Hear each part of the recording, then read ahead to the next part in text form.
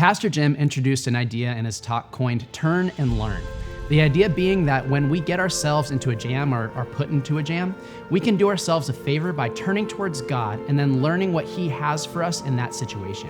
Now, this is a great idea in theory, but harder to do in practice. So let's walk through the 4 steps of a turn and learn approach to hardship that were outlined this week in service and what it might look like to live them out. First is, don't be afraid. Easier said than done, right? Obviously, it is unhelpful to tell a scared person to just stop being scared. I say this from experience as a parent. So how do we stop being afraid when faced with something terrifying like joblessness, fertility issues, loneliness, or just being at a loss for what our next step might be? Pray. In the New Testament book of Philippians, a man named Paul tells the church he is writing to, "Do not be anxious about anything, but in every situation, by prayer and petition with thanksgiving, present your requests to God. And the peace of God, which transcends all understanding, will guard your hearts and your minds in Christ Jesus." So the first step isn't grit your teeth and buck up. The first step is to take those fears to God and ask Him to replace them with peace. Next, stand still. This is honestly the hardest part for me, to not immediately solve it on my own, to resist jumping into action with my own plan. Even if you haven't read much of the Bible, you've probably heard the verse from Psalms that says, "Be still and know that I am God." This particular verse is from chapter 46 in the Old Testament book of Psalms. And if you read the chapter in its entirety, which I would highly recommend, we see imagery of mountains falling into the sea, earthquakes, and roaring waters.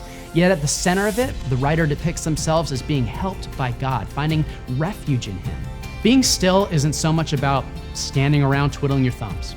After all, we are His hands and feet, commanded to bring His kingdom to earth, not at all a sedentary job. This is more a stillness of the soul, trusting that God is in control, that He will bring about His solution in His own time. Being still pairs perfectly with step 3, which is to keep watch.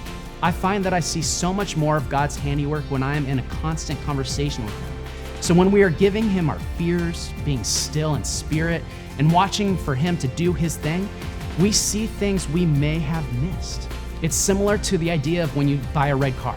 You instantly see so many more red cars on the road.